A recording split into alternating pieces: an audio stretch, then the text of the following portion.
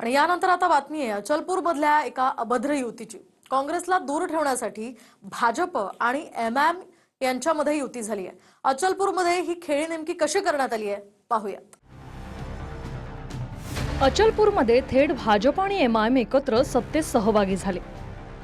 याआधी अकोटमध्ये एमआयएम भाजप सोबत येताच चौफेर टीका झाली। त्यानंतर मुख्यमंत्र्यांनी एमआयएम सोबतची युती तोडण्याचे आदेश दिले। मात्र आता शेजारच्याच अमरावती जिल्ह्यातल्या अचलपूरमध्ये भाजपने एमआयएमचा पाठिंबा घेत एमआयएमला सभापती पदही दिलं। आता अचलपूरमध्ये नेमकं काय घडलं हे समजून घेऊया। अचलपूर नगर परिषदेत भाजपच्या रुपाली मातने या जनतेतून नगराध्यक्षपदी निवडून आल्या। पण 41 नगरसेवकांचं संख्याबळ असलेल्या अचलपूरमध्ये भाजपला बहुमत काही मिळालं नाही। सर्वात मोठा पक्ष काँग्रेस ठरला। काँग्रेसचे 15 नगरसेवक निवडून आले। भाजपचे 9, एमआयएमचे 3, अपक्ष 10, प्रहारचे 2 आणि अजित पवारांच्या राष्ट्रवादीचे 2 नगरसेवक आहेत। मोठा पक्ष असलेल्या काँग्रेसलाच दूर ठेवण्याची रणनीती ठरली। भाजपला पाठिंबा देऊन सत्तेत येण्यासाठी एमआयएम, प्रहार आणि राष्ट्रवादी काँग्रेसनं अचलपूर शहर विकास आघाडी असा गट केला। आता सत्ता स्थापन झाल्यानंतर विविध समित्यांचं सभापतीपद आपापल्या पदरी पाडून घेण्यात आलं। एमआयएमला शिक्षण आणि क्रीडा समितीचं सभापतीपद मिळालं।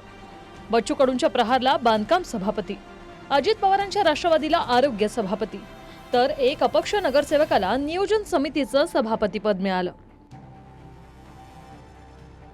गट स्थापन होऊन समित्यांच्या सभापती पदाचं वाटप होऊनही भाजप आणि एमआयएमचं म्हणणं आहे की आम्ही एकमेकांसोबत गेलोच नाही।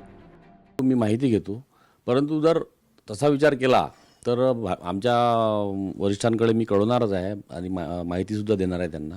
आमचे शीर्षस्थ नेतृत्व जे देवेंद्रजी फडणवीस साहेब आहेत, त्याच्यानंतर उपेंद्रजी कोठेकर आहेत, त्याच्यानंतर प्रदेशाध्यक्ष साहेब आहेत। परंतु हिंदुत्वाशी आम्ही कधीही तडजोड करणार नाही, हे तर लिखित स्वरूपातच आहे।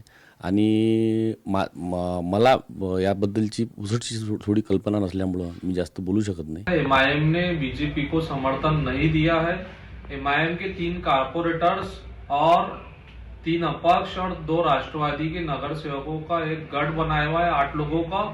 वो गठ की बुनियाद पर नगर परिषद अचलपुर में उनको एक समिति मिली है और कांग्रेस समिति से बाहर होने की वजह से ये उल्टे सीधे एलिगेशन एमआईएम पर लगा रही है, क्योंकि एमआईएम का पूरे महाराष्ट्र में एक बेहतरीन प्रदर्शन हुआ है। इसलिए कांग्रेस हमेशा से एमआईएम को बदनाम करने की कोशिश करती है। निर्लज्जम सदा सुखी, सत्ता तुराम न भयम न लज्जम। ते सत्ता तूर आहेत, लक्षात ठेवा। त्यासाठी वाटेल ते करतील। साम दाम दंड भेद हे सगळी अगदी छोटे वाक्प्रचार झाले।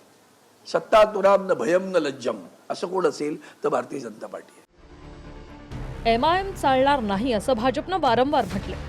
ओवेसीही बेंबीच्या देठापासून भाजपवर तुटून पडतात।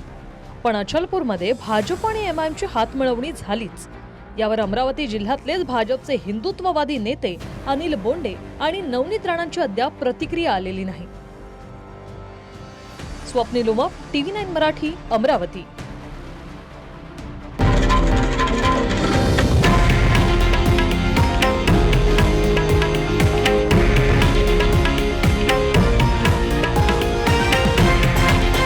हे आहे देशातील नंबर 1 न्यूज नेटवर्क आणि आपण पाहत आहात TV9 मराठी, एकमेव।